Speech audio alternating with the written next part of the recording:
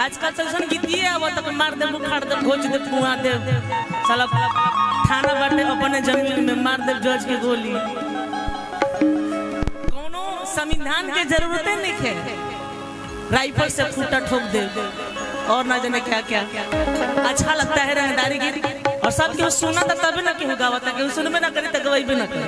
बटले बा हां कि होई पुलिस प्रशासन हर सरकार का करे हमारे राजा रंगदार तो जवान का हमारे राजा रंगदार तो जवान का करी, हमारे राजा रंगदार तो जवान का करी, हमारे राजा रंगदार तो जवान का करी।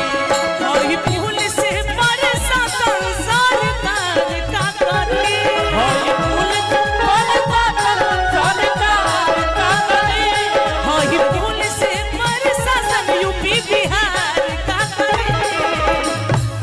मान लीजिए हम यूपी से आप बिहार से, फिर गोलू जी आ गए आर के डीजे, ये लगातार 20 दिन में पूरा रात बिता दी हमें भरा। बहुत अच्छा, मुझे अच्छे लग रहे हैं आप, बहुत अच्छा। हाँ अच्छे लग रहे हैं हमारे गोलू रंगदार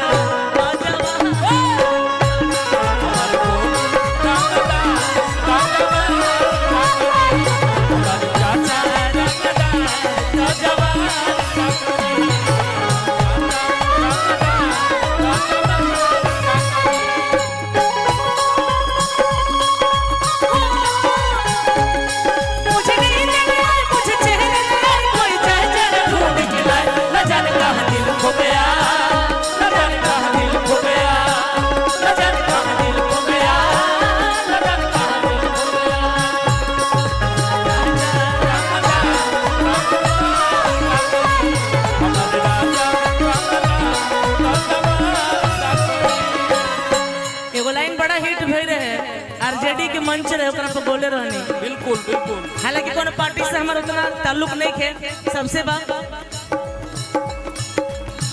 बिल्कुल बिल्कुल। हाँ राजा, हाँ बिल्कुल बिल्कुल गा देंगे सर, इसके बाद गा देंगे, बिल्कुल गा देंगे इसके बाद। तो वो हिट भइल और गाना के और कर रहे हैं दूसरा के बहल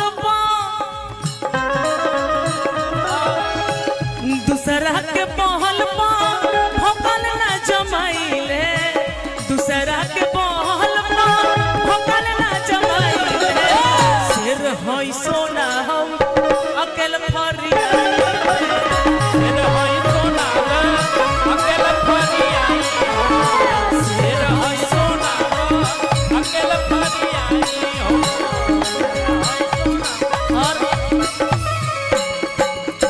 शासन पर शासन सबके हर पिछवा घुमाइले,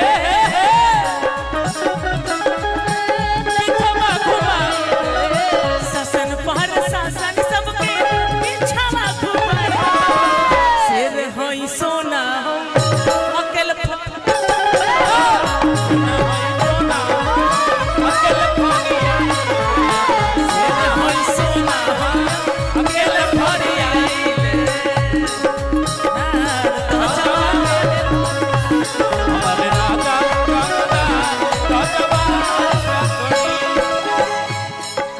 बलिया से बानी और रहे भी बनारस में, तो जगह पान बड़ी फेमस है बनारस के पान, बनारसी साड़ी।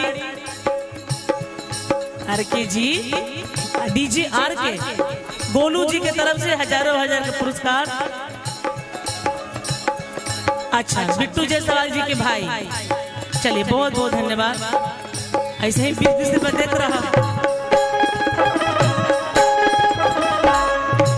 तो जाके गीत था चल चल ले उतान हरदम पहुंचारे ले बा, चल चल ले उतान हरदम पहुंचारे ले बा, चल चल ले उतान हरदम पहुंचारे ले बा, राखस मोछी पसान रंगदार राजा, राखस मोछी रंगदार राजा, राखस मोछी इनका एगो फरमाइश आइल बा, एही में जोड़ देता नहीं। हालांकि उतना हम नहीं सुन ले गीत, लेकिन कोशिश कर देता नहीं।